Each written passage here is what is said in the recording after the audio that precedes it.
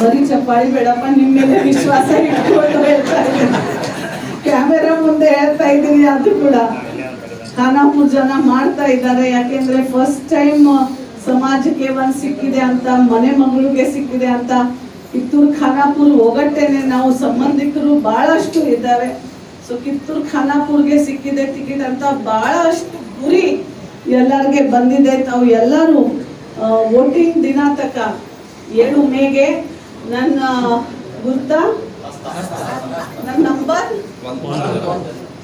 1 number time ಕೆಳಗಡೆ ನೋಡೋದು ಬೇಡನೆ. ಒಬ್ಬರೇ ಹೆಣ್ಮಕ್ಳು ಇದ್ದೀನಿ. 1 ನಂಬರ್ ಹಸ್ತದ ಗುರ್ತ ಡಾಕ್ಟರ್ ಅಂಜಲಿ ನಿಂಬಾಳ್ಕರ್. ಆ ಮುಂದಿನ ಬಟನ್ ತಾವು ಎಲ್ಲರೂ ಇಟ್ಟಬೇಕು ಅಂತ ವಿನಂತಿ ಮಾಡಿ ನಾನು 2 ಮಾತು ಮುಗಿಸ್ತಾ ಇದ್ದೀನಿ. ಧನ್ಯವಾದ.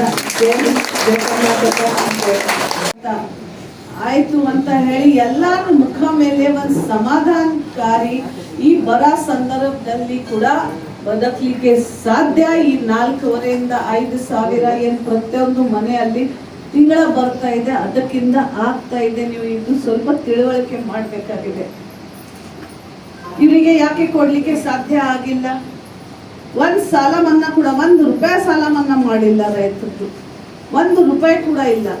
ಸೊ ಅದಕ್ಕೆ ಕಳಕಳಿಯಿಂದ ನಿಮ್ಗೆ ವಿನಂತಿ ಮಾಡ್ತಾ ಇದ್ದೀನಿ, ಈ 5 ಗ್ಯಾರಂಟೀಸ್ ಬಿಟ್ಟು ಮತ್ತೆ ಒಮ್ಮೆ ಸತಿ ಕಾಂಗ್ರೆಸ್ ಸರ್ಕಾರ, ಇಂಡಿಯಾ ಅಲಯನ್ಸ್ ಸರ್ಕಾರ ಕೇಂದ್ರದಲ್ಲಿ ಬಂದ ಮೇಲೆ ಪಂಚ ನ್ಯಾಯ ಗ್ಯಾರಂಟಿ ಕೂಡ ನಿಮ್ಗೆ ಕೊಡ್ತಾ ಇದ್ದಾರೆ. ಅದರಲ್ಲಿ ಮುಖ್ಯವಾಗಿ ಹೆಣ್ಮಕ್ಳಿಗೆ ಕೈ ವರ್ಷಕ್ಕೆ 1 ಲಕ್ಷ, ಅವರ ಗೊತ್ತು ತಿಂಗಳಿಗೆ 8,500 ರೂಪಾಯಿ, ಕೇಂದ್ರದಿಂದ 8,500, ರಾಜ್ಯದಿಂದ 2,000, ಎಷ್ಟು ಆಯ್ತು? 10,500 ರೂಪಾಯಿ ತಿಂಗಳಕ್ಕೆ ನಿಮ್ಮ ಅಕೌಂಟ್ಗೆ ಬರ್ತದೆ. ಏನ್ ಮಾಡ್ತೀರಾ? ನಿಮ್ಗೆ ಅಂತ BP ಶುಗರ್ ಏನಿಲ್ಲ, ಖಂಡಿತವಾಗಿ ಇಲ್ಲ, ಗುಳ್ಗಿ ಬೇಕಾಗಿಲ್ಲ.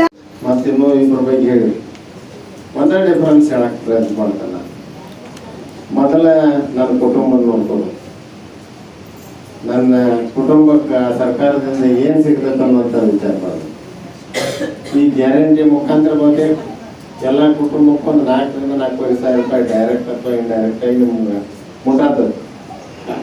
ಇದ ನೇರವಾಗಿ ನೀವು ಅಂಜಲಿ ನಿಂಬಾಳ್ಕರವನ್ನ ಬಂದ್ರಿ ಭಾಳ ಸಲ ಹಿಂಗೆ ಅಡ್ಡಾಡಿದ್ವಿ, ಒಣ ಕಾರ್ಡ್ ತಗೊಂಡು ಅಡ್ಡಾಡಿದ್ವಿ ನಾವೆಲ್ಲ ಊರಾಗ. ಇಲ್ಲಿ ನಾನು MLA ಏನ್ ಮಾಡ್ರಿ, ನಾನು ನಮ್ಮ ಸರ್ಕಾರ ತೊಗೊಂಡ್ಬರ್ರಿ, ಇವನ್ನೆಲ್ಲ ಕೊಡ್ತೇವೆ ಅಂತ ಹೇಳಿದ್ವಿ. ಇವತ್ತಿಗೆ ಬಹುತೇಕ ಎಲ್ಲನೂ ಕೊಟ್ಟಿದ್ದೇವೆ ನಾವು, ಏನು ಮಾತಾಡಿದ್ದೆವು. ಇನ್ನು ಮುಂದೆ ಕೇಂದ್ರದಾಗ ಏನು ಕೊಡ್ತೇವೆ ಅನ್ನೋದು ಕೂಡ ಈ ಹಿಂದಿನ ಕಾಲ 2 ಐತಾವೆ. ಎಂದು ನಾವು ಏನು ಹೇಳಿದ್ದೀವು ಇವನು ಕೊಟ್ಟಿದ್ದೆವು, ಮುಂದೆ ಏನು ಕೊಡ್ತೇವೆ ಅನ್ನೋದು ಹೇಳಿದೆವು. ಆದ್ರೆ ನೀವು ಕೊಡ್ಬೇಕು ಈ ಸಲ. ಅಕ್ವಾಟ ಕಳಿಸಿದ್ರೆ ಮಾತ್ರ ಇದು ಸಿಗ್ತದೆ. ಇದು ಹಂಗೆ ಮತ್ತೆ ಇಲ್ಲಿ ನೀವು ಓಟ್ ಕೊಡದೆ ನಮ್ಮ ಸರ್ಕಾರದಾಗ ಕೊಡ್ರಿ ಅಂದ್ರೆ ಬಹುತೇಕ ಅದು ಅಸಾಧ್ಯ ಕೆಲಸ. ಅದಕ್ಕೆ ಬಹುತೇಕ ಒಬ್ಬರು ಸಾಮಾನ್ಯ ಮತ್ತು ಬಡ ಕುಟುಂಬದವರಿಗೆ ನಿಮಗೆ ಏನು ಮಾಡಿದ್ರು ನಿಮ್ಮ ನಿರ್ವಹಣೆ ಎಲ್ಲ ನಡೆಯುವಂಥದ್ದು ಸರ್ಕಾರ ಮಾಡತ್ತೆ. ಸರ್ಕಾರ ಯಾಕೆ ಮಾಡತ್ತೆ ಇದನ್ನು ಅನ್ನೋದು ನಮ್ಗೆ ಯಾರು ನಿಶ್ಚಿತಾಗಿ ಹೇಳಕ್ ಪ್ರಯತ್ನ ಮಾಡೋದು.